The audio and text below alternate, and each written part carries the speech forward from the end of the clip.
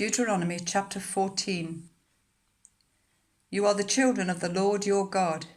Do not cut yourselves or shave the front of your heads for the dead, for you are a people holy to the Lord your God. Out of all the peoples on the face of the earth, the Lord has chosen you to be his treasured possession. Do not eat any detestable thing. These are the animals you may eat: the ox, the sheep, the goat, the deer, the gazelle, the roe deer, the wild goat, the ibex, the antelope, and the mountain sheep. You may eat any animal that has a divided hoof and that chews the cud. However, of those that chew the cud, or that have a divided hoof, you may not eat the camel, the hare, or the hyrax. Although they chew the cud, they do not have a divided hoof. They are ceremonially unclean for you. The pig is also unclean. Although it has a divided hoof, it does not chew the cud. You are not to eat their meat or touch their carcasses. Of all the creatures living in the water, you may eat any that has fins and scales, but anything that does not have fins and scales you may not eat, for you it is unclean.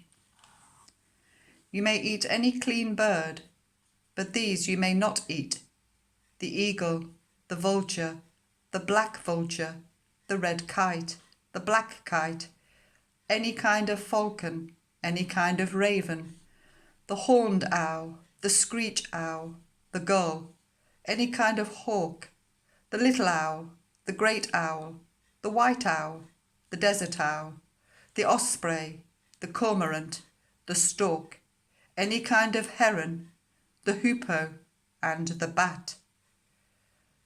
All flying insects that swarm are unclean to you. Do not eat them. But any winged creature that is clean you may eat. Do not eat anything you find already dead. You may give it to the foreigners residing in any of your towns, and they may eat it, or you may sell it to any other foreigner. But you are a people holy to the Lord your God. Do not cook a young goat in its mother's milk. Be sure to set aside 1/10 of all that your fields produce each year. Eat the tithe of your corn, new wine, and olive oil, and the firstborn of your herds and flocks, in the presence of the Lord your God, at the place he will choose as a dwelling for his name, so that you may learn to revere the Lord your God always.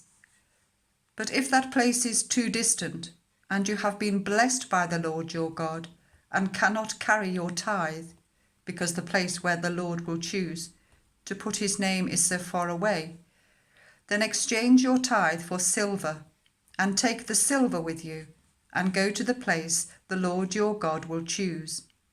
Use the silver to buy whatever you like: cattle, sheep, wine, or other fermented drink, or anything you wish.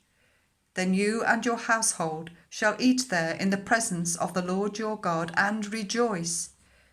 And do not neglect the Levites living in your towns, for they have no land allotted to them, or any inheritance of their own.